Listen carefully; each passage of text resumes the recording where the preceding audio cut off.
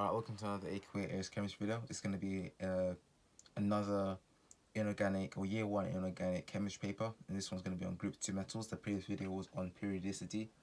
Still got my dentures in my mouth, so I won't be speaking a lot, and I won't be speaking a lot during this video anyway. It's going to be a run through this question paper that I've got from physics and maths tutor. And so yeah, so let's just get straight into 70 minutes, so it's going to be a mark per minute, so it's going to be a 1 hour 10-minute paper. I want you to avoid question 1, 14 and 17C. Yes, 1, 14 and 17C are the ones I want you to avoid. Apart from that, I'm going to go through this question paper that I got from physics math tutor, and yeah, I'll start the timer now really. I've got my periodic table calculator, and yeah, I'll go straight through it now. 1 hour 10 minutes, oh, that's just 10 minutes.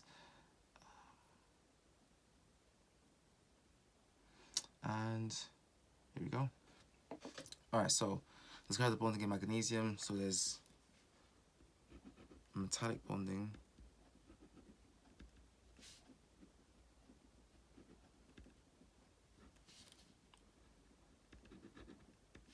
With positively charged.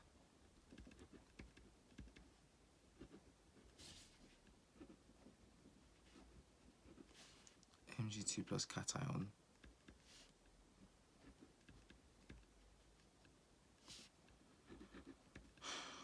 Attracted to the sea of delocalized electrons.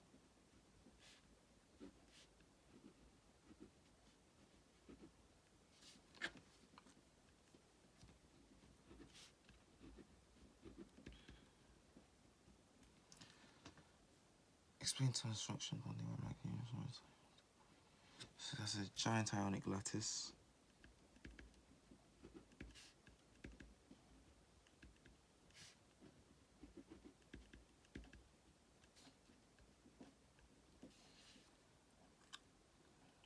A strong electrostatic force of attraction.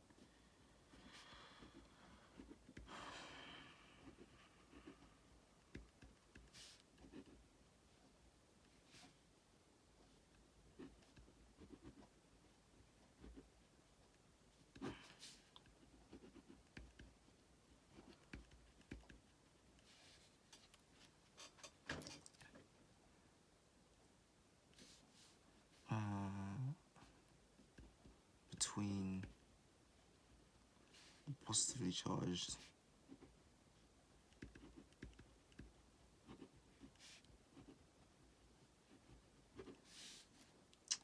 Mg2 plus and negatively charged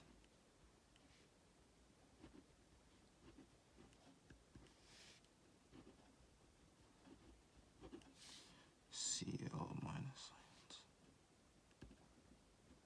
Right. Given medical use of magnesium hydroxide, acts as an antacid.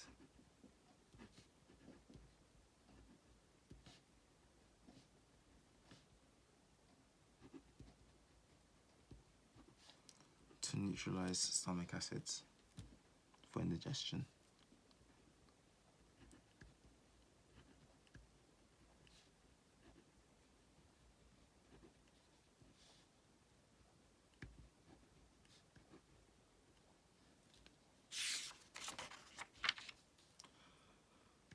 Indigestion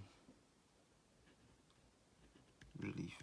I mean, it's 1 mark, so I shouldn't have said the indigestion part really. I could just say it neutralizes stomach acids. But I feel like, you know, it's for indigestion relief, isn't it? So,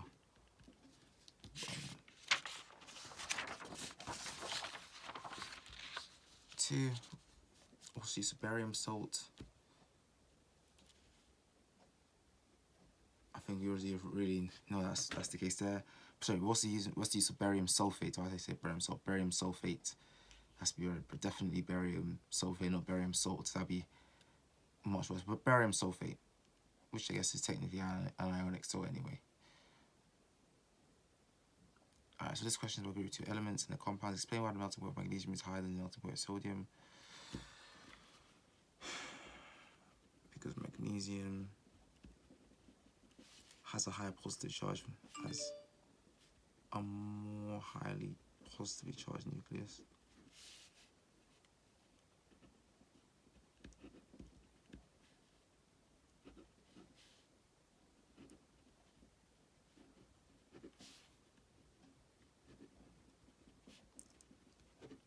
donates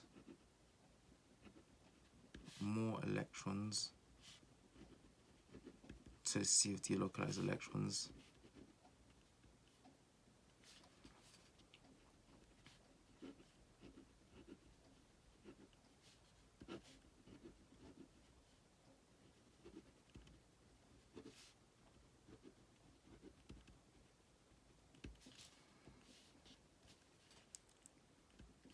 so stronger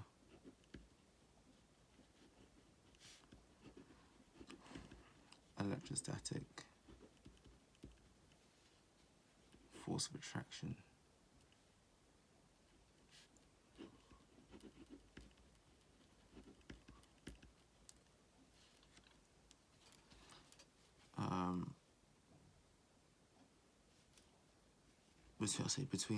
Between the nucleus and electrons, let's say. So I can use it. I pretty much should explain it. So strong electrostatic force of attraction leading to stronger metallic bonding. That's it really. Stronger metallic bonding. Given the equation to show how magnesium is used as a reducing agent in the extraction of titanium, explaining in terms of oxidizing states why magnesium is used as a reducing agent. So TiCl4 didn't ask for you don't have to always, unless it specifically states, you don't have to put the state of matter.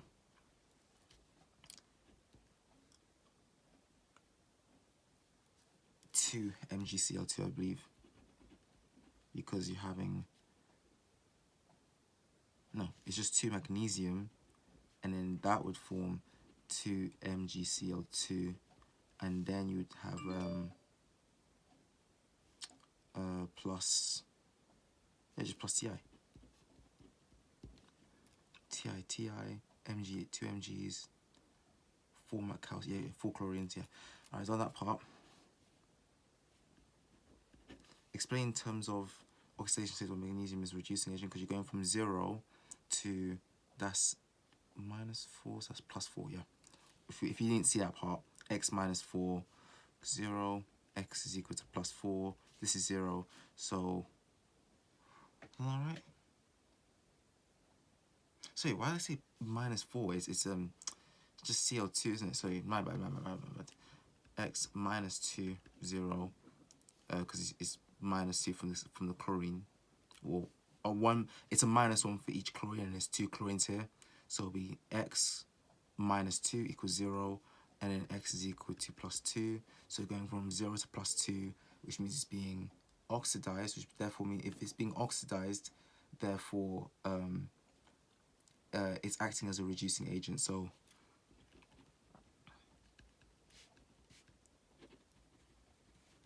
there's a change in magnesium's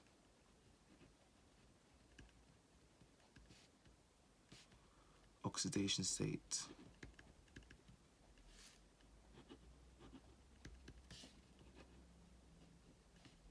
from 0, say 0 just in case you think that's an O for some reason, from 0 to +2.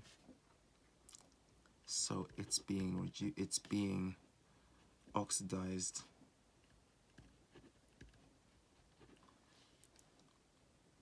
and reducing TiCl4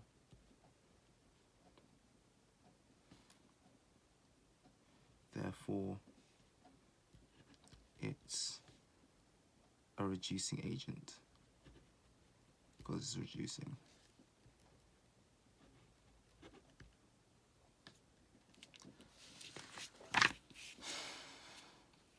Can you see the bottom part well? Just want to make sure you can see that. Can you see that bottom part well? No, they can't really. They can't. Not fully. Let me just raise this up a little bit. Yeah. So if you couldn't see that before, you can now see that now.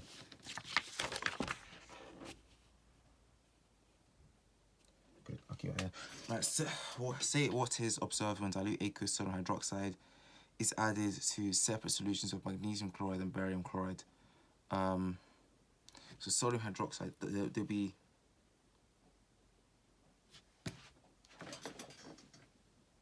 oh, I didn't know why the light went off before it cut off there for a second. Anyway, I think people can still see it anyway. So with the magnesium chloride, deforming magnesium hydroxide, so then you have a white precipitate form. So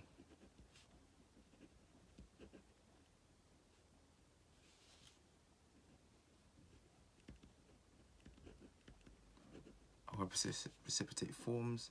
Would there be any effervescence? MgCl2, sodium hydroxide. Magnesium hydroxide.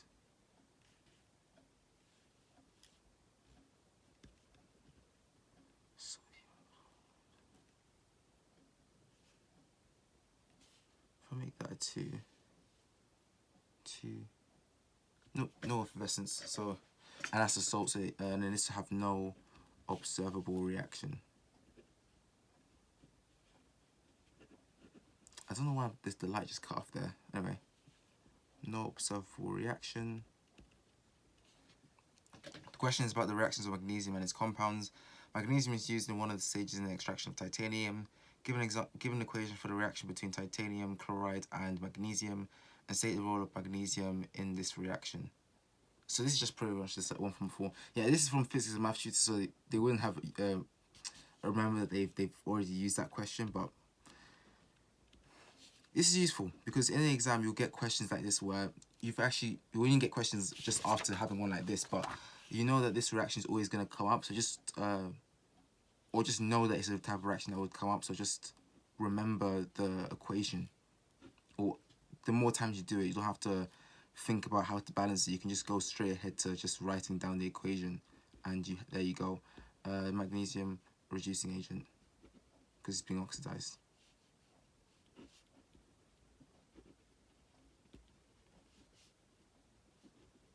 Okay.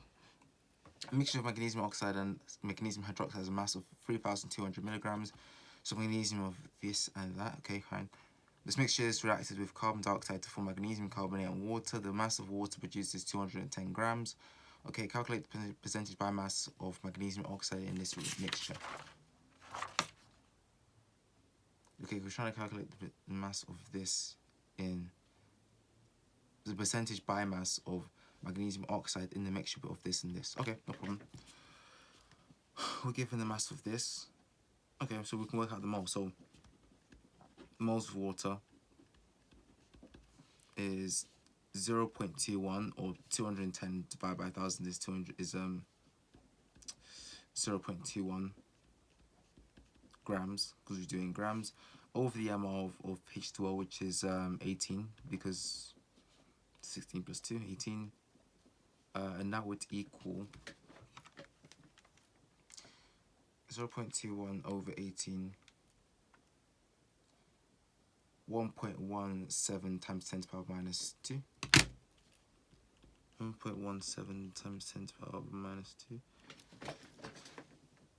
So I'm just cautious of thinking that the camera is just cut off for some reason. It happened before. Alright, so, is that alright?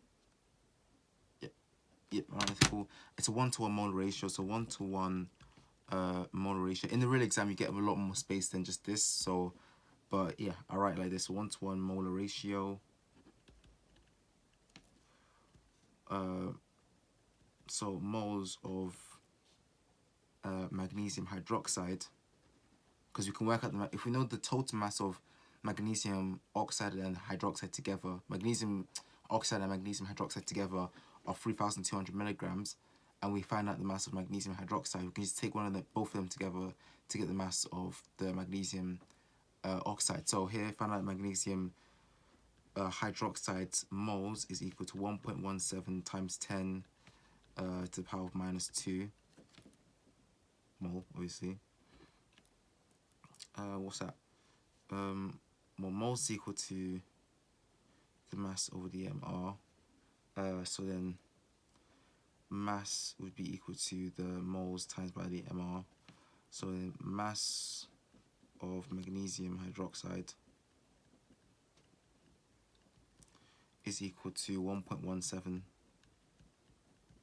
times 10 to the power minus 2 multiplied by magnesium hydroxide would be, how much is that now? So that's 24.3 plus 17 times by 2, that's 34.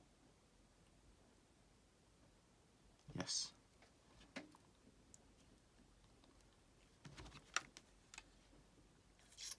I'll put that in. I'll put that in later, but we already know it's there. I'm trying to get an exact value. So I'll show you what I have in my calculator. That's 34 plus 24.3.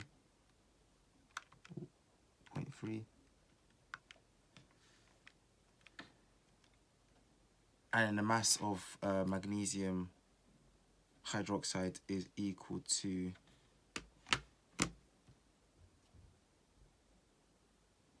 so why I put it down here?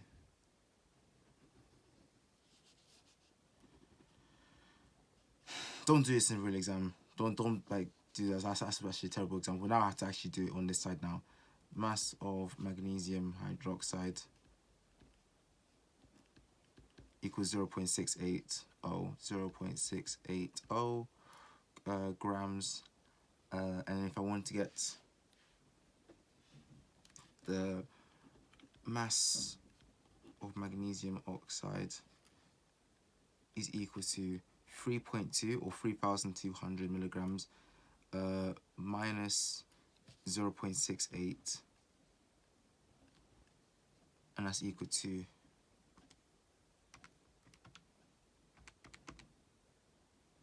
2.52 grams. What was this getting to us? 34 plus 24. Yes. 58.3. Here we go. 58.3. And that's just to separate the two there. But so we're not done yet. This is the percentage biomass of magnesium oxide. So that's 22.52 over 3.2 times by 100. And that's equal to the percentage biomass of magnesium oxide. I promise you, in the real exam, you get a lot more space than whatever they're giving you right now. Yeah, don't make it as messy as I've made it. So 2.52 over 3.2 times by 100. 78.75. So 78. I put 78.8%.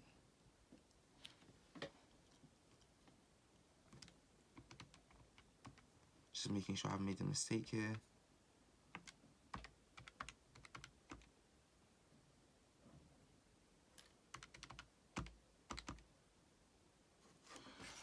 %78.8%. Here we go. Just make sure there's no mistakes there.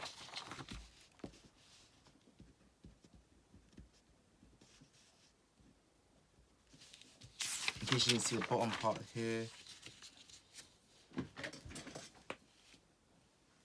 Should probably raise this camera up a little bit. Maybe that would help out. Oh.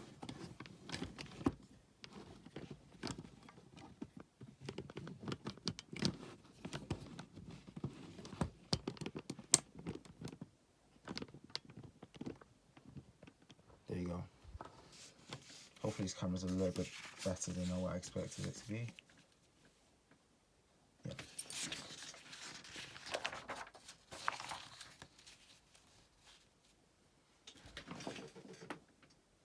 That's how much time it is.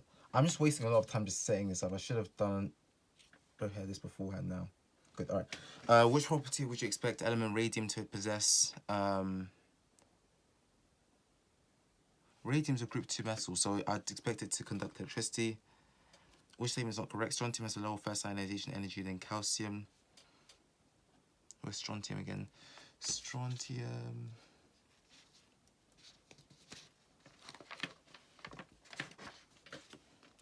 Right. Yes, I was expected to have a worse first ionization energy than calcium, so that's not correct. That's correct, so that's not our answer. Strontium has a larger ionic gradient than calcium. That's correct. Strontium reacts less vigorously. No, it wouldn't. It would be more aggressively. Which property of group metal between calcium and barium increases with increasing atomic radius? Increases with increasing atomic number. Calcium to barium. It should be the atomic radius. Yeah. What is the correct observation when barium metal is added to an excess of water? You're forming barium hydroxide should be forming a colorless solution.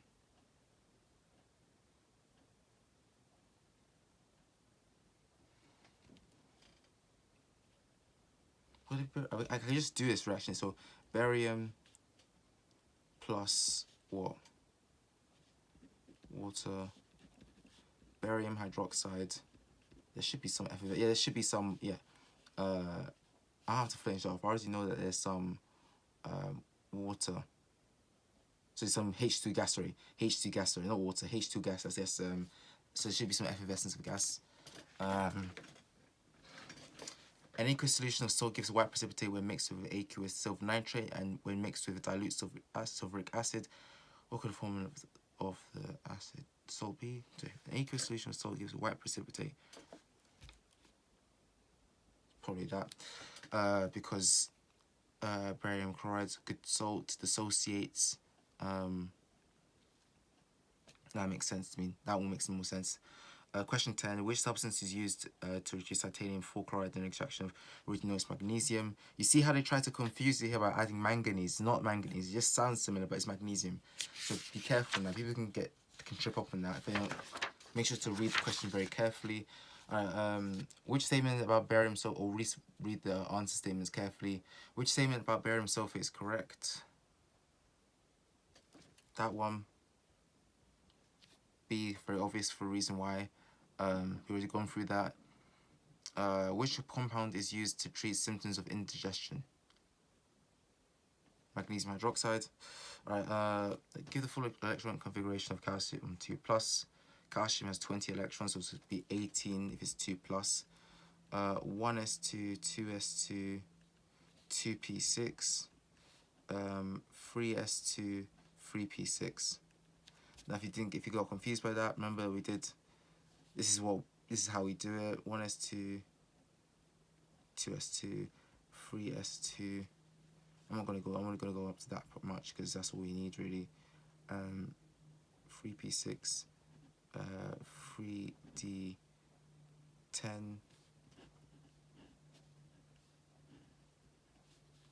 But that's all we really need for 18 electrons.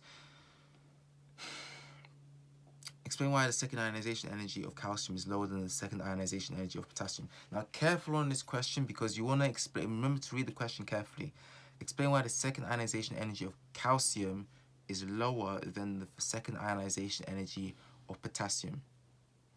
Don't confuse that as saying why is the second ionization energy of potassium higher than the second ionization energy of calcium, because technically that's the same thing, but that's not what they're asking.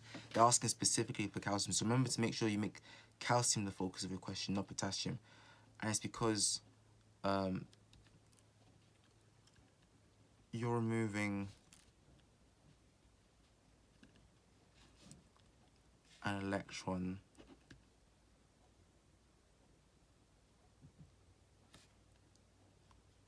from the same energy level that's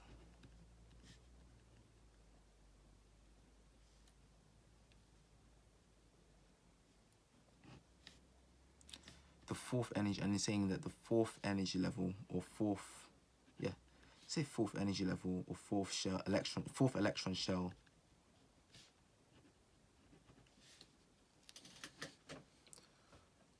or you can call it a 4p orbital, I guess. 4s orbital. 4s orbital, yeah. Anyway, the fourth electron shell is further away from the nucleus, or is a higher energy shell, higher energy shell, further from the nucleus,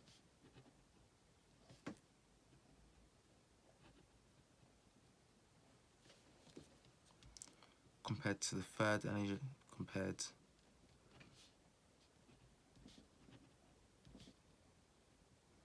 to the third electron shell. So less energy is needed to remove an electron. Or if less energy is needed for ionization. Here we go.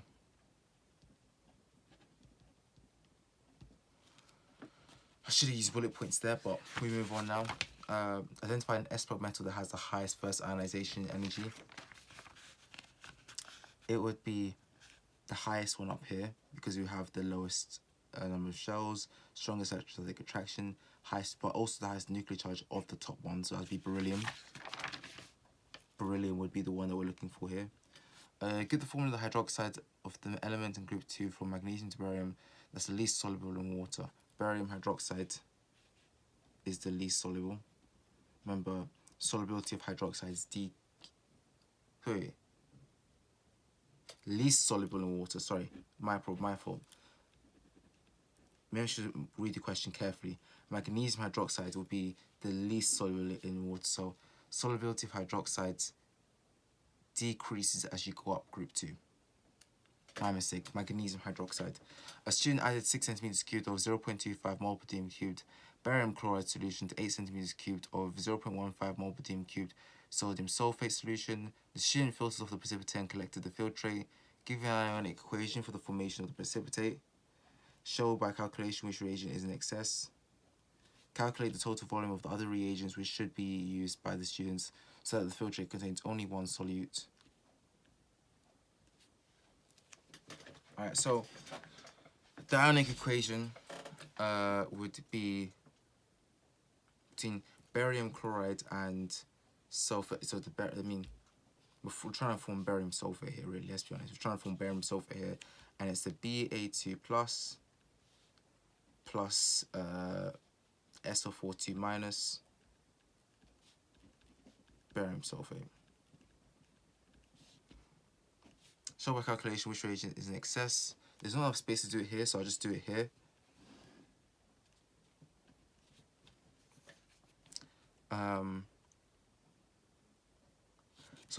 Moles of we can show which one is in excess by working out the moles and working out which one has more moles than the other one. The one that has the most moles, most amount of moles, would be the one that's in excess, because it has more. All of its reactant gets used up, and then not all of its reactant would get used up for that reason. So so moles of barium chloride is equal concentration equals to moles of volume. Moles is equal to concentration times by volume. So 0.25 multiplied by 0.006, or 6 centimeters cubed over 1,000, because we have to do it in decimeters cubed. So 0.06 decimeters cubed. 0.25 multiplied by 0.06. And that's 1.5 times 10 to the power of minus 3.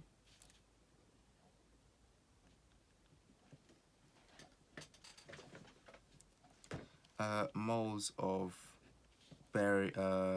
sodium sulfate, so Na2SO4,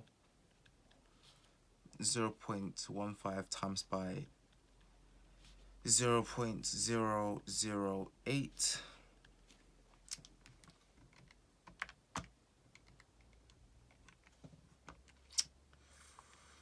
1.2 times 10 to the power minus 3. And then we can show here that the barium chloride is the one that's in excess here by just showing this 1.5 times 10 to the power minus 3. You can just say it from here directly, but I feel like it could be useful. 1.5 times 10 1.5 times 10 to the power minus 3 minus 1.2 times 10 to the power of minus 3. That's equal to 3 times 10 to the power of minus 4. Therefore, barium chloride is the one that's in excess. Calculate the total volume of other reagent which should be used by the student so that the filter only contains one solute. Barium chloride.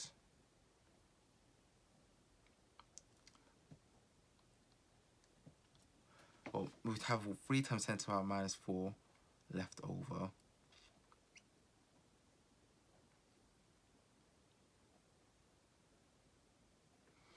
Let's see. We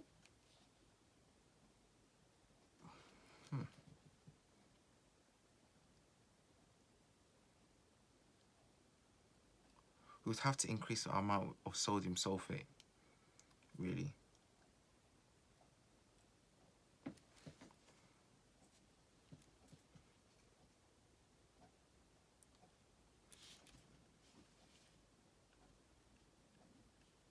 So barium chloride, right, plus Na2SO4 goes to form barium sulfate.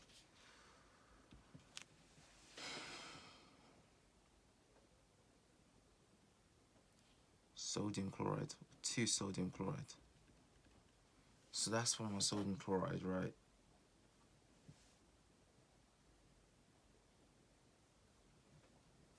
We have to divide that by 2.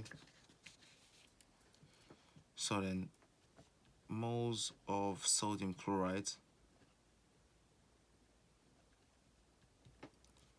3 times 10 to the power of minus 4. Because we know that 1.2 times 10 to the power of minus 3 of it would be used to make the barium sulfate, because that's the one that we're going to get used up, and any of the reagent that's left over will be part of the sodium chloride. So 3 to 10 minus 4 moles of sodium chloride. You have to divide that by 2 to get more the sodium sulfate. So divide that by 2, that'll be moles of 1.5 times 10 to the power minus 4.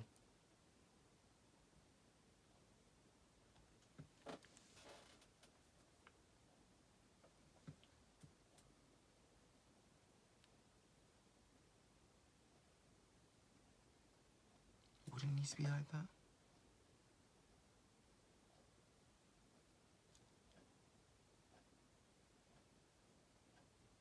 Thinking about this right now.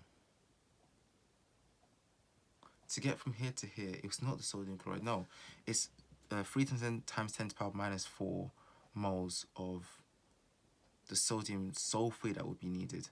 Sorry, it wouldn't be divided by 2, sorry. It'd just be 3 times 10 times 10 to the power minus 4, and then it would be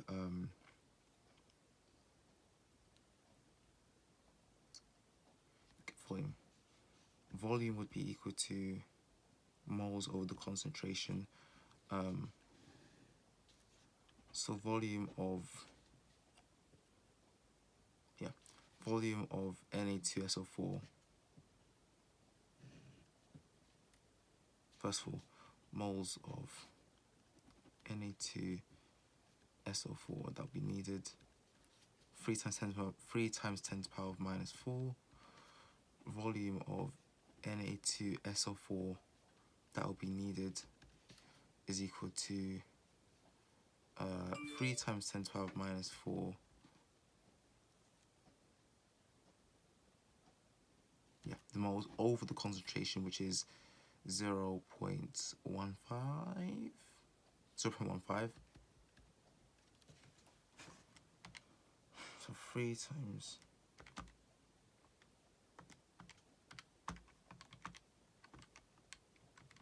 should be volume is equal to 2 times 10 to the power of minus 3 decimeters cubed, and that's equal to 2 centimeters cubed. 8 plus 2 equals 10 centimeters cubed. So 10 centimeters cubed of sodium sulfate. That's meant to be 3 minutes. I kind of went over time there, but we move now. We're on a bit behind now in time, but I'll try to hurry up now. Sample of strontium has a relative atomic mass of 87.7. Is that the fourth thing in the? Are you able to see the last part here? I assume you're able to see the last part here. Right. So which statement about barium sulfate is correct? It's soluble in temperatures as a temperature of... Sorry, what am I doing that for? Sorry. Yeah, just making sure you can all see that. So, a sample of strontium has a relative atomic mass of 87.7 and consists of 3 isotopes of strontium 86, strontium 87, strontium 88. In a sample, the ratio of abundance of strontium 86 to 87 is 1 to 1. Say why the isotopes of strontium have identical chemical properties, and calculate the percentage biomass of strontium 88 isotope in the sample. So why the isotopes of strontium have identical chemical properties? Because they have the same electron configuration.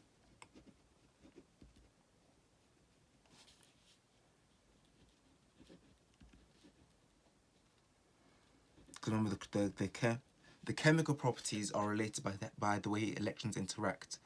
An isotope has just a different number of neutrons, but the electron numbers stay the same. So if the neutrons are different but the electrons are the same, they'll be the same chemical properties.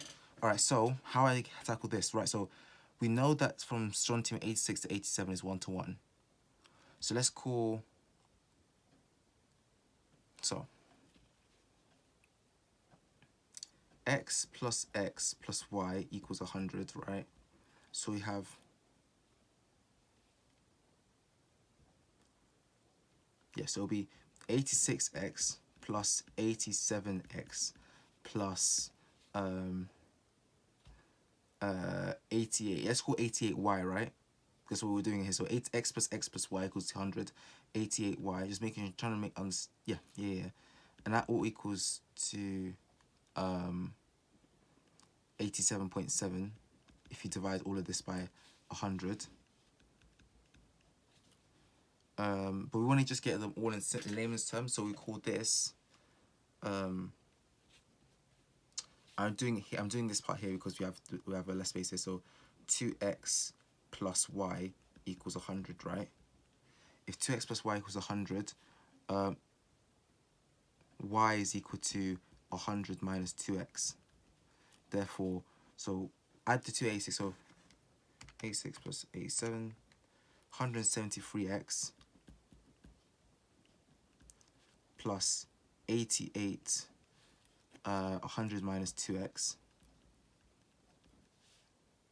equals 8,770 if we times both sides by 100. So remove the 100 times by this side here, so they're all on one kind of level here.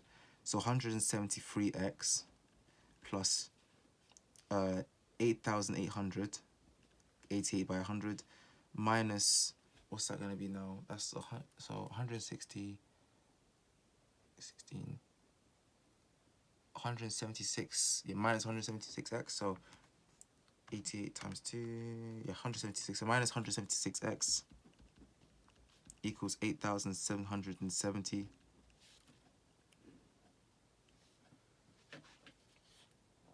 That's minus 3x is equal to minus 30. Therefore, x is equal to 10. But we're not done yet. We want to know what strontium 88 is. We know that. So therefore, if we want to get strontium 88 is equal to well, what y represents here is percentage abundance. So it'll be so y would be equal to, or strontium 88, which is represented by y here, is equal to 100 minus 20, which is what 2x represents here, which is well, x equals 10, 2x is 20, 80. A time of flight spectrum was obtained for a sample of barium that contains the isotopes 136, 137, and 138 barium. The sample of barium was ionized by electron impact. Identify the ion with the longest time of flight. The heaviest one, which is 138 barium plus. Make sure to do it on this side. Don't write barium 138 plus, because then it looks like you're saying, if I did this right, and then plus, it makes it look like it's 138 plus, like it's barium is 138 positive charge. So just make sure to do it on the opposite sides to show that you understand it's the isotope 138 and it's positively charged, because yeah, the charge is also very important. Remember, it's ionized. So yeah, don't do that. That's correct. Alright, so 157 barium plus ion travels through the flight tube over a time of flight mass spectrometer. Kinetic energy of 3.65 times 10 to the power minus 16 joules. Dyne takes 2.71 times 10 to the power minus 5 seconds to reach the detector. Alright, so then Avogadro's constant. So I calculate the length of the flight tube in meters. So we don't have length, right? So I don't know. Alright, I just start when I have these types of questions. There's a lot of information here. I just write down equations of things I'm trying to find out. So we want to work out the distance here, the distance, which is the length. So the length v is equal to distance over time. I just write things like this down. They might ask you to, they might really want you to say speed is equal to distance over time. I just always write this equation, but they don't really write that for safety. Write that down. That's the correct one. I'm just going to be using this because we use v in this equation here, but you hopefully understand what I'm trying to do here. They're not technically physics-wise, they're not the same thing, because that's the ones are scalar and these are vector. But we put that. We want distance, right? Distance is what we want to have, or displacement in this case here. But it's really is distance, and now be equal to vt. Okay, we have the time. We have the velocity. We can work out the velocity by using this equation here. Velocity would be equal to half ke over half is the same as saying 2k. So 2ke divided by m, and you have to square root that. So v is equal to the square root of 2ke over m. However, we don't have the mass, but we can work out the mass. Why is that? Because we have we've given Avogadro's constant here, and we have the mr. Barium, we have the mr, right? But what is mr? Some people find it difficult to work out the mass using the Avogadro's constant. I will show you what it is. It's just literally saying, look, the mr, right? So moles is equal to the mass over the mr, right? Mr is mass over moles, right? Mr is equal to the mass over the moles. How do I get mass? Right, so if I just take, if I just left that moles equal to mass, so mr is equal to the mass over the moles, Avogadro's constant is 1 over the moles, right? So it's 1 over the moles. What can I do here? If I just times them, I'll get m over n squared. That doesn't make any sense.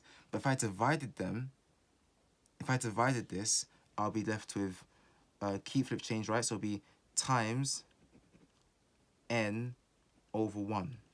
And therefore, I've now, if I did m over n times by n over 1, I've cancelled that, and m will just be left with m over 1, which is just m. And now we just have the mass. So if we wanted to get the mr, so if we wanted to get the mass from the mr using Avogadro, well, if we want to get the mass, and we have the mr and the Avogadro's constant, we would do the mr, which is 137 over the Avogadro's constant. So I'd use here, sorry, I don't have enough space here, but so mass of 137 Ba plus equals to 137 over 6.022 times 10 to the power of 23. Make sure to always use the one that they give you, because they might give you a different one. Mass would be equal to 137 over 6.022 times 10 to the power of 23. You should be going, by the way, you should be going a lot quicker than what I did. I'm just doing this because I'm trying to explain to you as I'm going through. But yeah, hopefully you guys go a lot quicker than however fast I'm doing it. Times 10 to the power minus 22. But this is in grams, remember. This is in grams because you're using the mr. And yeah, this is in grams. So then to convert that to kilograms, so mass in kilograms, times that by 1,000. So divide that by 1,000, which is the same as doing 10 to the power minus 3.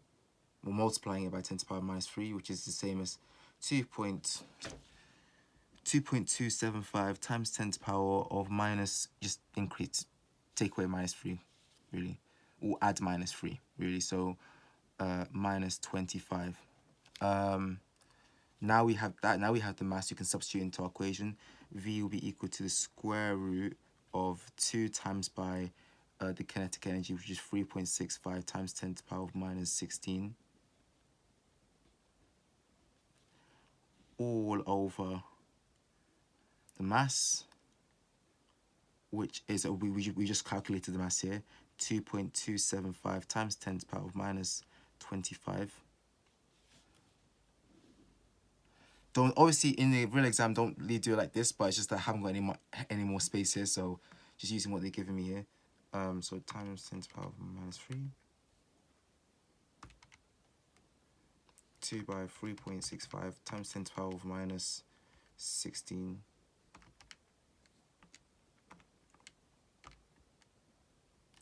And I got, my velocity was 56,646, which is correct, because that's how fast your atom is going over a short distance of time. It should be going roughly that type of speed, meters per second. And if you want to get the distance, I guess distance would be equal to speed times by the time, right? Just in case, just write that down in case it's right. So distance would be equal to 56,646 multiplied by our time, which is 2.71 times 10 to the power of minus 5, as given here. And our D would be equal to 2.71 times 10 to the power of minus 5.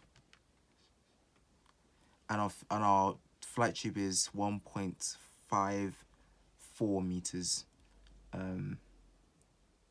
Because our shortest number of significant figures is 3, so I use 3 significant figures, 1.54 meters.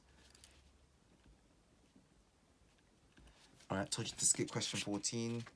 Have I spent too long on that question? Probably. Alright, so this question is about ion testing. Describe how a student could distinguish between aqueous solutions of potassium nitrate and potassium sulfate using one test tube reaction. I use barium chloride personally, because barium sulfate is very insoluble, so I'd use barium chloride, potassium nitrate, barium nitrate, no observable reaction. Now, most of these you get no. If you don't know the test for it, it's most likely the fact that it's no observable reaction, and they're not expecting you to know the other one, but expecting you to know that barium sulfate is barium soluble and it forms a white precipitate. So, a white precipitate forms. Does it form? I don't believe there's any effervescence, so I will leave that out. Describe how a student would. You can just do the equation, right? And I'm seeing barium chloride, barium sulfate. I'm not seeing you just form potassium chloride. That's not going to be a gas. There's no effervescence there. So describe how a student could distinguish between aqueous solutions of magnesium chloride and aluminium chloride. I'd use sodium hydroxide. Again, magnesium hydroxide is a white precipitate, so a white precipitate forms. Now, would there be effervescence here? Magnesium chloride plus, I don't believe there would, 2 sodium hydroxide, magnesium hydroxide, plus 2 NaCl, no. And then there'll be no observable reaction here, because aluminium hydroxide, I believe, is quite soluble.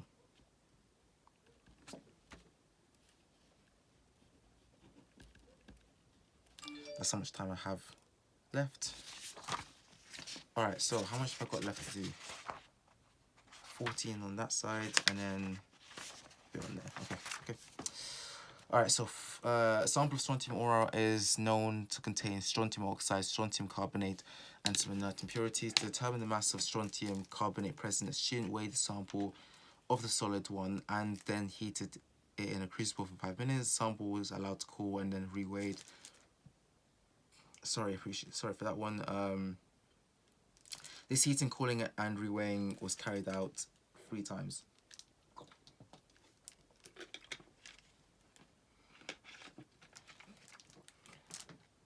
The results are set out on the table. When strontium carbonate is heated, it decomposes according to the following equation. Give us a reason why the mass of solid sample changed during the experiment. Well, CO2 gas was formed, so CO2 gas escaped from the reaction vessel as a gas escaped from the reaction vessel.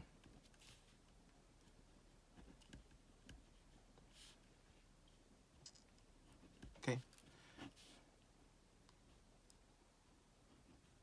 In this case, it would be the crucible, I guess. But yeah, escape from the reaction vessel.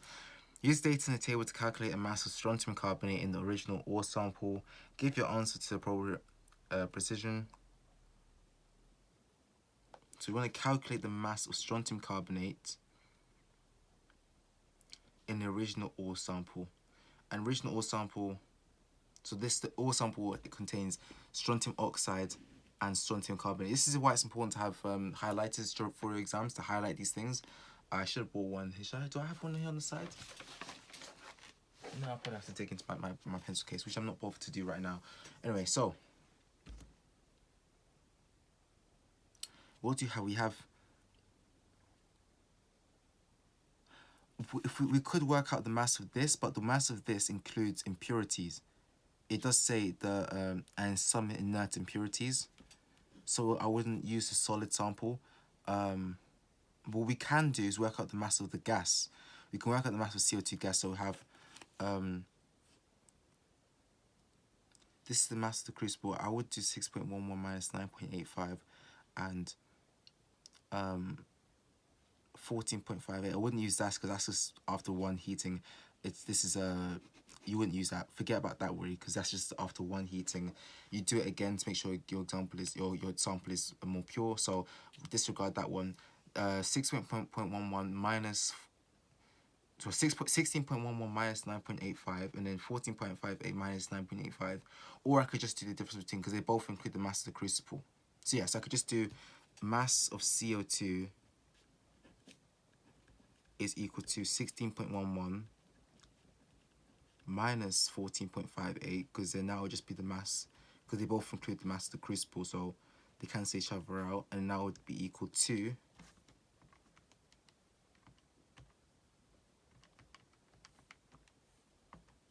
1.53 grams of CO2 gas. We can work out the moles of CO2 gas and then use it, and it's a 1-to-1 mole ratio to work out the mass of strontium carbonate.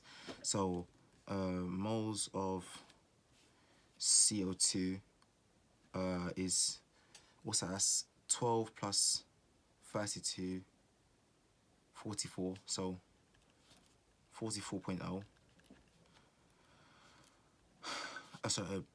It's the MR of CO2. I say moles. MR. Moles of CO2 is equal to the mass over the MR, 1.53 over 44.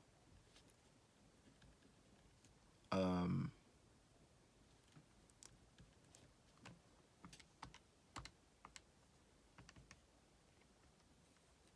that's equal to 3.48, right? Let's say 3.48 times 10 to the power of minus 2. Yeah, 10 to the power minus 2 moles. It's a 1-to-1 mole ratio, so 1-to-1 mole ratio. So then the moles of strontium carbonate. Yeah, strontium carbonate equals to 3.48 times 10 to the power minus 2.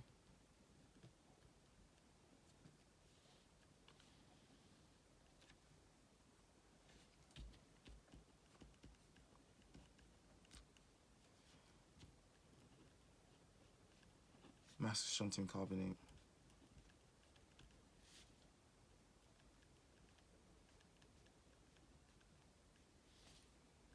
(3.48 times 10 to the power minus 2 multiplied by, what is the MR of strontium carbonate? That's what I was looking for here. Strontium is 87.6. So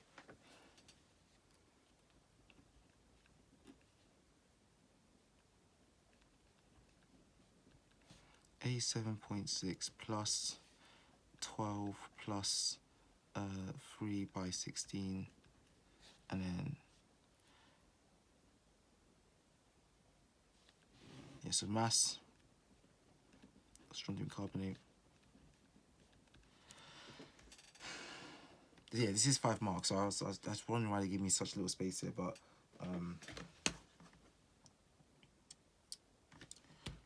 3.48 times 10 to the power minus 2 times by whatever the MR is. I'm gonna add this in directly into calculator so I can get an exact value.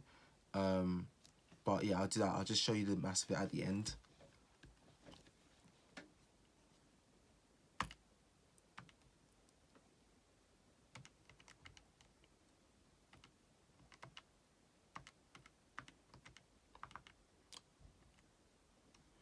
.13 is what I got. 5.13. Is this correct here?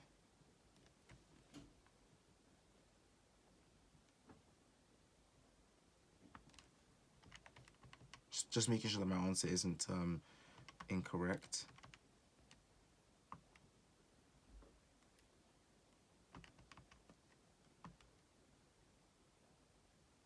Yeah, okay, that's more than fine.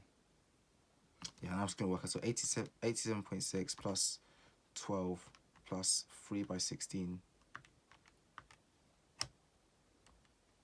147.6.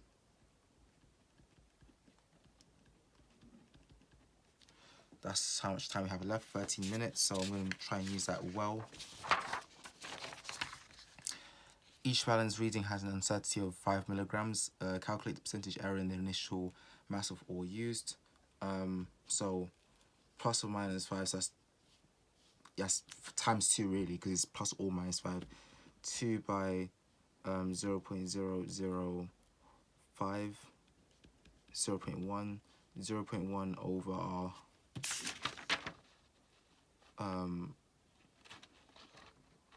So that's 16.11 minus 9.85, right? So 16.11 minus 9.85.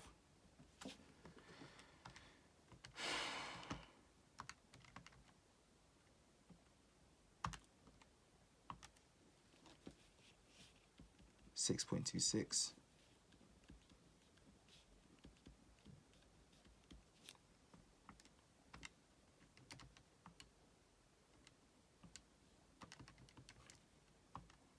$1.59.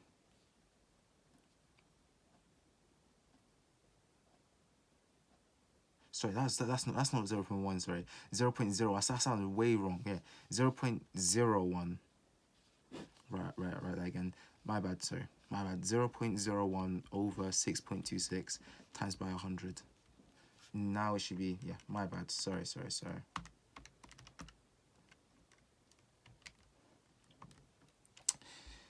That's why the longer it gets, your concentration slips during the exam. So you have to make sure you can seize problems carefully. Yeah, I said that value was way too high. Because usually uncertainties are usually very small values, like less than 1% really. So 0.16%. Go for that. And the mass of inert properties in the sample was 347 milligrams. Deduce the mass of strontium oxide in the sample and justify any assumptions made in the calculation of your answer.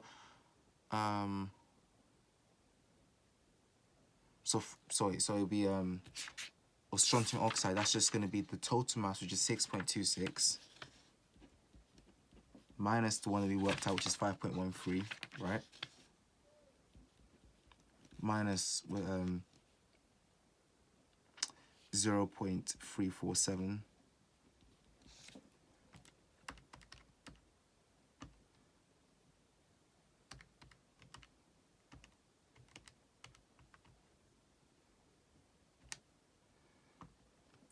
0.783. 0.783 is the mass of strontium oxide. But we're assuming that we've got rid of all of this is carbon dioxide because we're heating it at a constant temperature. So assuming we've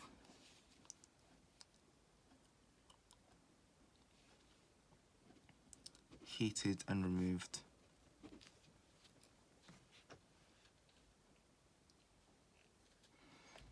assume we've heated at a constant temperature, really.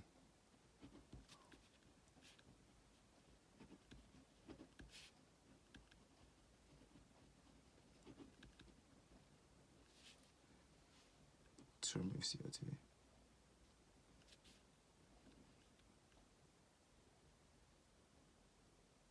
Yes, no, well, not to remove CO2 actually.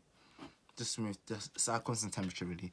Strontium metal can be extracted because that you're forming. You're in order to actually break it down, CO2 will get released anyway. So just out you're heating at constant temperature. Time 9 minutes. I need to hurry up now. So strontium metal can be extracted by heating strontium oxide with aluminium metal. In this sample, in this reaction, strontium vapor and solid aluminium oxide are formed. Write an equation for the reaction, state the role of aluminium in the process, and explain why strontium forms vapor but aluminium oxide is formed as a solid. Right, so the equation, so strontium vapor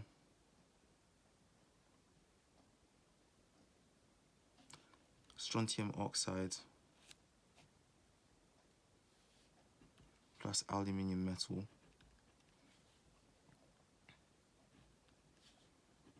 Al2O3 plus strontium, right? 2 of that, 3, 3. Yes. Well, aluminium is going from 0 to 2x minus 6 equals 0, x what's going to 2x is equals to plus 6, so that's plus 3. So it's going to equals to plus 3. So aluminium is getting oxidized, so it's acting as a reducing agent. So acts as a reducing agent.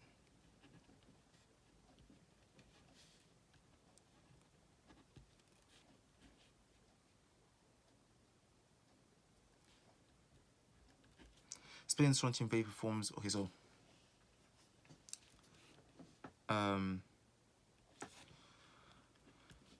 strontium forms weak metallic bond. How many marks is this for that? So it's assume you get 2 marks for a balanced equation and another mark for saying it's a reducing agent. And the last one we're just saying 2 points. So strontium forms. When you do the mark schemes enough time, you just know what the points are for. So that's why I say it like that. Usually 2 marks for a balanced equation, a mark for the reducing agent, and you left 2 marks. This is a 5-mark question. So strontium forms weak metallic bonds.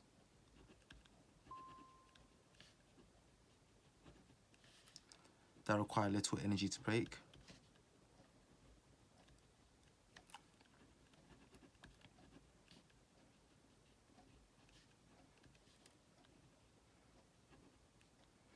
Whereas, because they said explain why strontium is a vapor, but aluminium oxide is a solid. So whereas aluminium oxide forms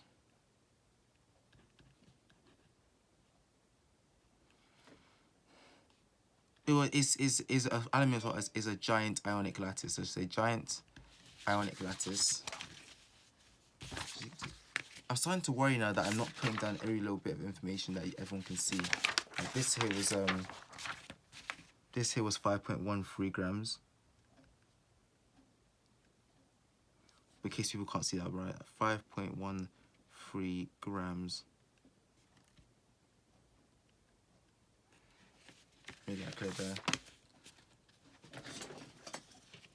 I think you can see what I'm writing down.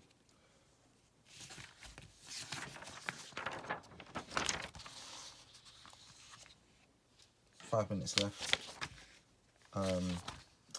Iron oxide forms is a giant ionic lattice.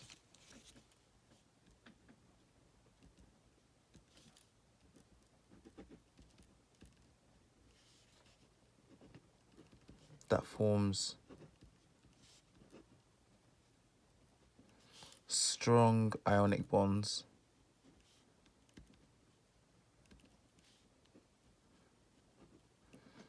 between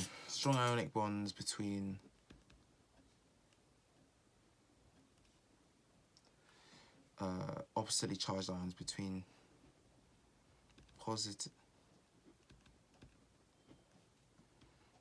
positive and negative ions. Positive Al3 plus and negative O2 minus ions. Yes, okay, so this question is about chemistry of some group 2 metals. Write an equation for a reaction between calcium with water at 25 degrees Celsius and predict a possible value for the pH of this solution formed. Calcium plus water, calcium hydroxide plus H2 gas 2, and what was that balance by itself? Calcium was oxygen, now it's 2, hydrogen now it's 4. 4 hydrogens on that side, 2 oxygens. Yes, that's balanced. Calcium hydroxide is it's a strong base, but not as strong as sodium hydroxide. But it's dibasic though. Say you're trying solubility in water of the group 2 sulfates from magnesium to barium. The sulfates become less soluble. So barium sulfate is less, so it becomes, or it decreases, I should say, decreases. Solubility decreases. And last one, 3 minutes now for a 2-minute question, 2-mark question. Explain why the melting point of calcium sulfate is high. This is an ionic lattice, a giant ionic lattice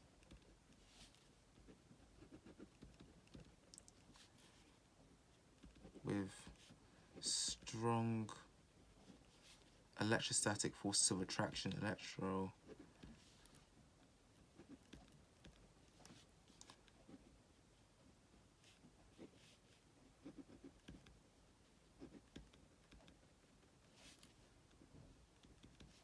between the positive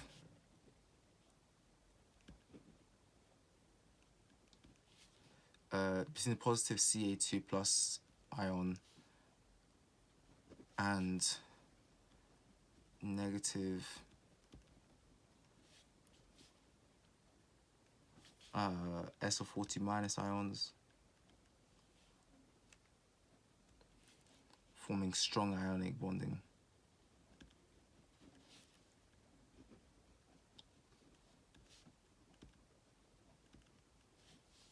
You see, I should have done bullet points for this, but sometimes you just go on a haste and just go for it. Strong electrostatic force of attraction between positive CO2 plus and negative SO42 minus, forming strong ionic bonding that requires a lot of energy to break. And I used to have 1.5 minutes to do so. That requires a lot of energy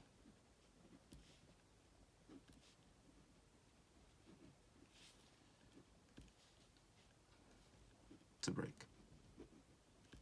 I have to have now 1 minute 8 seconds left. Now I was explaining it as a sheet, so you should have like 5 minutes really, but because I was explaining to you guys throughout the entire thing why each point, because this is a solution bank really, what we should be. But usually just go through everything, see if there's anything that's maybe make some, if your handwriting's a bit bad, just kind of correct a couple things. This is what you'll be doing in your real exam. You usually have a bit more time to do this, but for the sake of just going through like this, I just kind of show it to you like this. Did I not complete this part here? I did explain in terms of oxidation state, so that's no problem. I have 28 seconds left, so I'm just gonna brushly go through things that I make sure that I answered every question. That's the most important. You should always make sure to answer every question, but in particular the multiple choice questions. This one's I said to skip. There's nothing here that's making me feel, and that's it. So now I'm gonna go through the mark scheme of these questions, and yeah, that's what we're gonna do now. That's an hour and 10 minutes, and that's done. Now I'm gonna go through the mark scheme if I should get that out.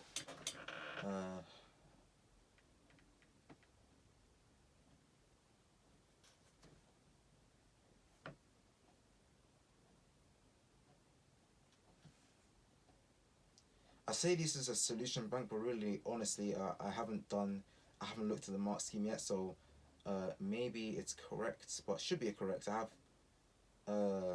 well, I got my A level, so should be close enough, at least close enough to the real thing. The next video after this, whilst I'm looking for the mark scheme, the next video after this will be the halogens, and then I'll go back to making group 2 metals. So go back to my casual videos, as I say, my casual videos. Here we go. There we go. Mark scheme is here. As I said before, yeah. So before I just go to his mark scheme, I'll do the next one after this will be the group 3 metals. So it's not group 3 metals, group 7 halogens. And once I've done that paper, I'll be going through the rest of year 2. I've kind of started a little bit in year 2, but you get a higher volume of those coming up next. And yeah, so anyway, I'm going to go through the mark scheme now. So, should this fit? Oh yes, I remember we skipped question 1. So, or should I just go through it like here? And I can just tell you what the mark scheme says. So, we skipped question 1, but the part B was metallic. What do you think attraction between? It's saying that there's an attraction between the Mg2 plus ions. So attraction between the Mg2 plus cations, I should say, and the delocalized electron. So attraction between Mg2 plus and the delocalized electron. That's 2 marks. Giant ionic lattice in part C. Strong. You don't have to say electrostatic force of attraction, but they do allow permission to say electrostatic attraction or force of attraction between the Mg2 plus and the Cl minus ions.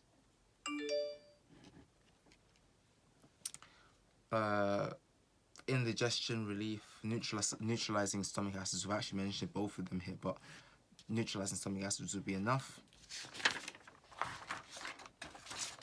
2 is C. Question 3A would be saying Mg2 plus is a higher, because it has a higher charge, but we know it's a higher positively charged, so they would allow that higher charge donates more electrons to the sea of delocalized electrons. I think they prefer either or really. More electrons to the sea of delocalized electrons, but I mentioned that anyway. And then so stronger attraction to delocalized electrons. So it says stronger electrostatic force of attraction. But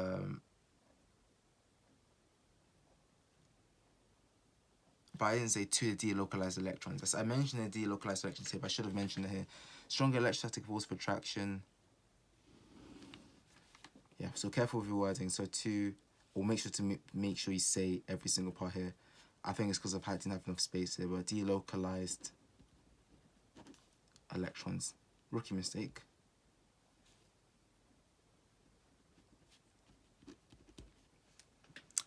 Next one, that is the correct equation for it.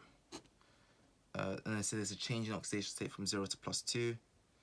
I think yeah, I mean, it's showing that electrons have been gained, so it's been um, it's been oxidized, so then it's acting as a reducing agent. That's just 2 marks there. Next one, white precipitate should be forming, and the next one is no observable reaction. Well, they say no visible change. I'll show you here. I can't get you both of them on the screen, unfortunately. I'm just not bothered to actually get both of them here, but and give it a way that I can see both of them. But I'll just say you what's here. So no observable reaction, no visible reaction, colorless solution, and so on. The next one, we already know it's the same thing there. Reducing agent. The next one is at 78.8 or 78.7%. So there must be some sort of rounding error that I had here.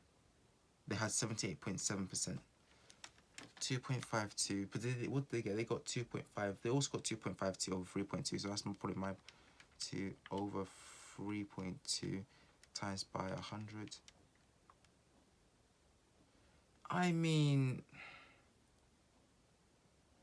it's 78.75%. So I don't know why they haven't given 78.8%,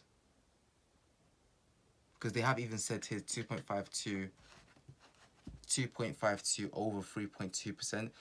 In the exam they'll give you a range if it's rounding. Sometimes they don't always give it to you, but for a question like this, that's quite controversial. They said 2.52 over 3.2 is literally written in the exams, the mark scheme, times by 100, and you get 78.75%.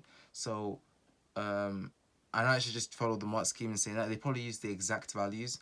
I'm pretty sure I used the exact values in my one as well, but yeah, I'd give the mark for this, because in the real exam you would get a mark for doing, especially for all of this work that you've done here. Working out the moles first, so you get the mark for working out the moles. By the way, I think I've already said this, but I've always said this in every time I've done a paper. If you ever get one of these questions where you need to work out a question like this, the first thing to do, or you always get, if you get confused by these kind of longer style questions where you need to do work out the moles and the concentration, all of that, you always get a mark for mentioning the moles. Even if you don't know what's going on, you're really struggling to understand what's going on in the reaction, and you don't see yourselves getting any marks from this, you can always get a mark just for working out the moles and just doing maybe a simple molar calculation. But always get, if you start a question like this, work out the moles. You always get a mark for it. Obviously, if you see another way of doing it, then do it. But if you ever get confused, work out the moles. But anyway, so working out the moles,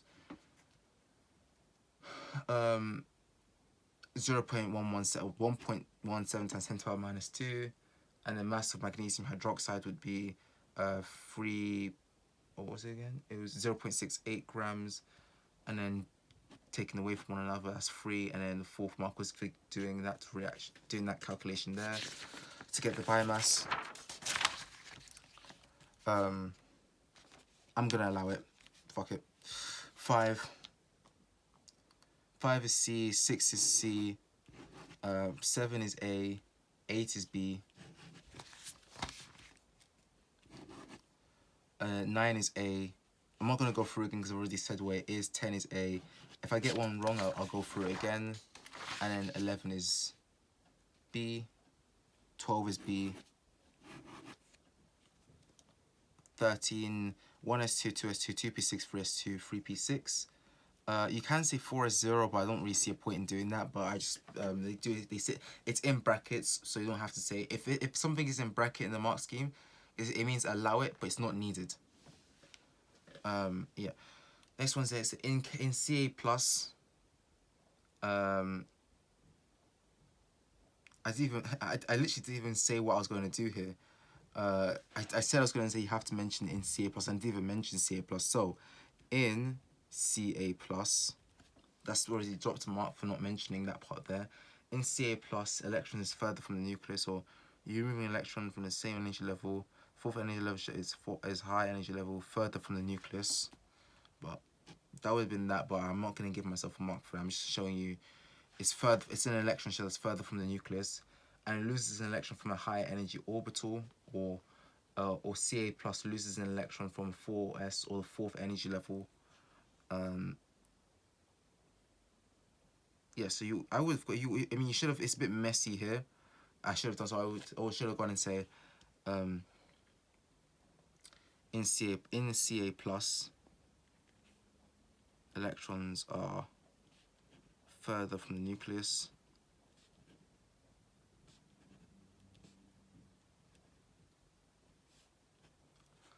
And then in Ca and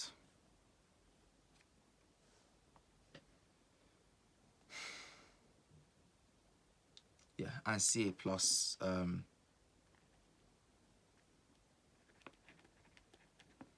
removes an electron from the fourth energy level. Removes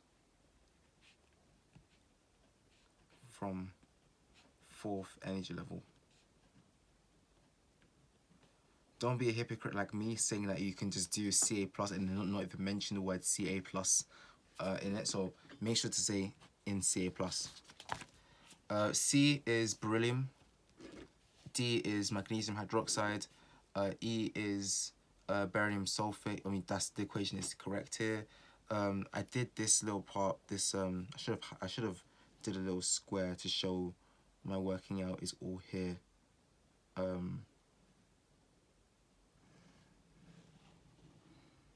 But that all of that was here. You usually get more space to write that in there. You get a mark for that, a mark for finding out that BaCO2 is the one that's in excess, and obviously doing the calculations to prove so. You have to do the calculations to prove so. And then 10 centimeters cubed for sodium sulfate. And you've done the calculations, and you have to mention the 3 times 10 to the power minus 4. You can only do that by finding out the moles of barium chloride and sodium sulfate, and then taking away from one another. Can you all see everything I'm writing down now? Yeah, you can see everything that's writing down.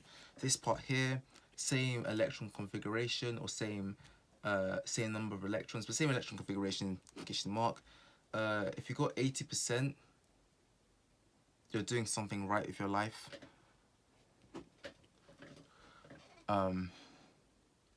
Yeah, so mark for that. Or you could have done it the same way. You could have done 86 plus 87 plus 88y over 1 plus 1 plus y. You could have just done it in under that assumption. You can do that. I've just done percentage because that's what I'm more comfortable with. But there are situations where you could just do, you could do this 86 plus 87 plus it's terrible right there. 86 plus 87 plus 88 y. So that's still terrible, but over 1 plus 1 plus y, and that equals to 87.7. And then you could go through that method as well. That happily works. Same ratios. Yeah, but then you get a mark for working out, finding out that that x is equal to 10. So 1, 2, 3, and then taking away using that equation there, find that it's 80%. BA 138 BA plus. The length of the tube. I'm not gonna go through. Yeah, I don't have to go through nearly everything because you already know where the mark. I'll just show you where the mark is, right? So 1.54 meters. If you got that right, then you pretty much got the 5 marks. So I'll show you where it is. So the first mark was for showing that it's 2.275 times 10 to the power minus 25. I just did this little part here to show you how work out the moles from the MR and the Avogadro's constant. But in reality, the mark is just from getting this part here. The second part is for rearranging. If they see this part here, for getting the square root, I've just done it because I'm decent enough at maths to know how to rearrange all in one go. But if they just see this, this, and this, that's another mark. And then M3 would be for doing the square root of that. And then M4 would be, they actually have separated it, but in the exam they would allow you if you just square rooted it all in one go. Obviously you run the risk, but if you're good at maths then you can just obviously tell that straight away. And then the fourth mark is actually doing this part here, or just saying V is equal to D over T, or V So V is equal to D over T, or D is equal to VT, velocity time, distance time. I mean, or you can just represent it by numbers. You can literally just do this. Because I know that some people might confuse these in here, but yeah. And that's where you get 5. So 1, 2, 3, 4, and the answer itself. Getting the correct answer would be your 5th mark. 15. Barium chloride, because there'd be no observable reaction, because you're forming barium sulfate, which is insoluble, forms a white. No, so you form barium nitrate, which would be soluble and dissolve. Whereas barium sulfate, you form white precipitate. Or with potassium sulfate, you form barium sulfate, which is a white precipitate because it's very insoluble barium sulfate. Sodium hydroxide. Yes, white precipitate forms here. So magnesium hydroxide is very insoluble, but aluminium oxide is not. It's soluble, so no observable reaction.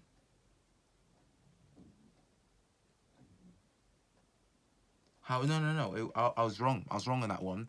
You would get a white precipitate which dissolves in excess. Yeah, this is wrong. You get 2 marks for this question. Sorry, my bad. There would be an observable reaction, but you get a precipitate that would dissolve in excess sodium hydroxide. So, precipitate, PPT as just represents precipitate in this case, dissolves in excess sodium hydroxide. And you have to, and excess is underlined, so excess part is quite important there. Yep. The next part, there is an alternative. There's an alternative way. I'm leaving the link in the description to the question bank. Yeah. I'm leaving the questions to the question paper so you can do it, and then if you go on physics maths tutor, you can find out the mark scheme. So if you want that for yourself, but I'm looking at the mark scheme here and just saying to you so. But the alternative is you can just name a carbonate, and for the first one it'll be a white precipitate, and the next one will be a white precipitate and an effervescence. Does it make sense to me? I just don't care. All right. 16. Guys, honestly, there's better people to use than me. But if you need me, you know what I'm all about. CO2 gas escapes as it's lost. I mean, yeah, so it says escape. So CO2 gas escapes. If you got 5.13 grams, I mean, you're yeah, it's working out for you. You might go to uni, graduate, all that, do all that nice stuff. Okay, I'm trying to find where the marks are. So first mark is for that. Saying it's 1:1 mole ratio and showing it's 1:1 mole ratio and showing that the moles of strontium carbonate is 3.48 times 10 to the minus 2. That's your second mark. Your third mark is for showing working out the moles of strontium carbonate by doing the moles times by the MR. So 3.48 times by 147.6. That's the fourth mark. And then the fifth mark, so that's the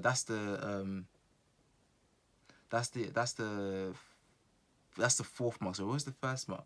The first mark is for doing working out the mass of carbon dioxide. Sorry, 1, 2, 3, 4, and then the final one is getting the mass 5.13 grams. Nearly there.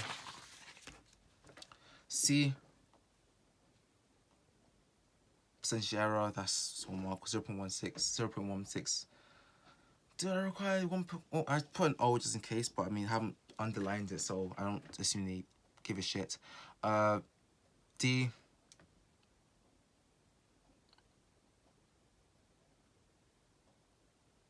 Yeah, it's 0.783 grams, or you can have 783 milligrams. Assuming we've heated a constant temperature.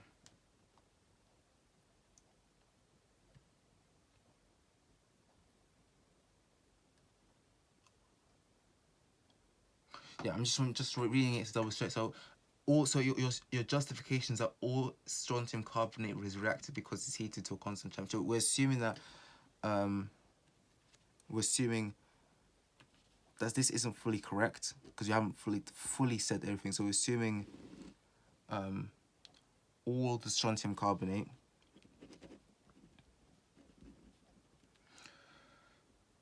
reacted because it's heated to a constant mass.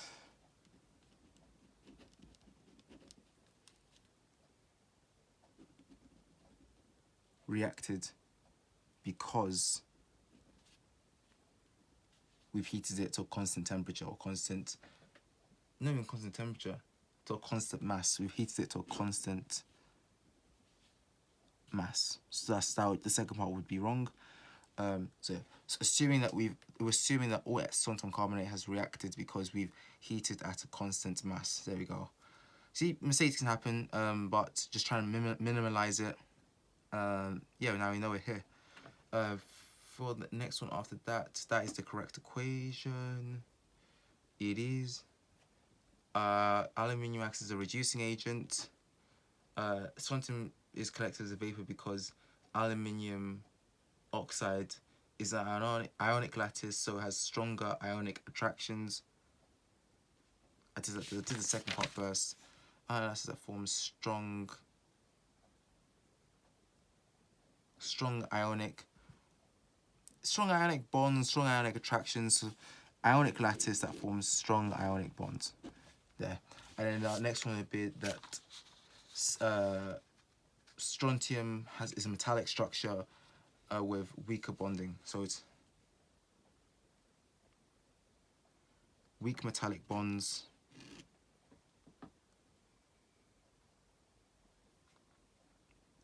It should be weaker metallic bonds, and so strontium is a metallic structure. Be very picky with yourself. So especially when you're going through your questions and you're gonna pass paper at home, be very critical of yourself. So, is a metallic structure.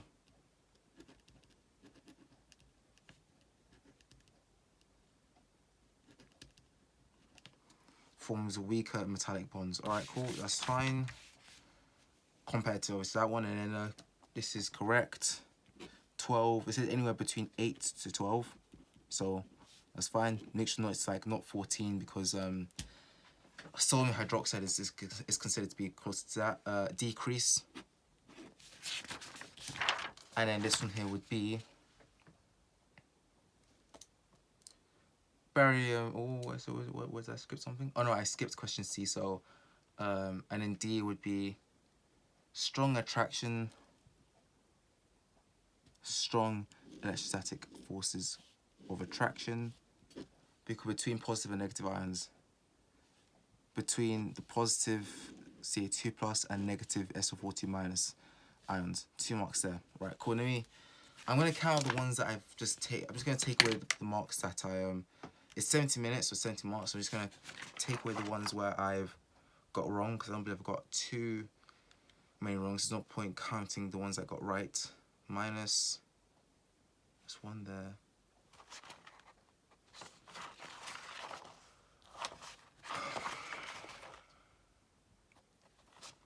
I love this oil. Ooh, -2 here. Annie, are you okay?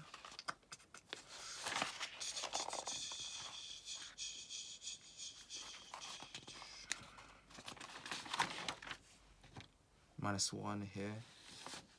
Minus. What do we have lost? Oh, I didn't mention that one here. So what was that second to last one?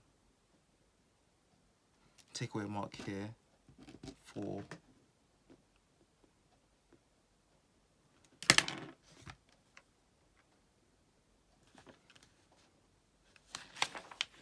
Yeah. 64. Zulane. Right. 64 out of 70. I mean, that's still A-star territory. And what's that about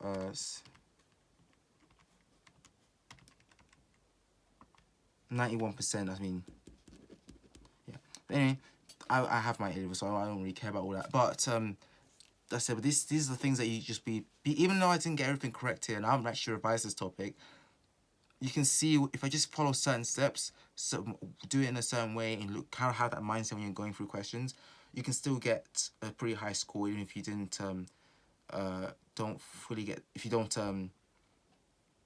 you weren't accurate. I just missed out. The only thing you have to worry about here now is just being accurate, saying, make sure to say every little thing, and that's what makes sure that you get close to that 100%. So 91.4%. Therefore, this video is done. I'm cutting.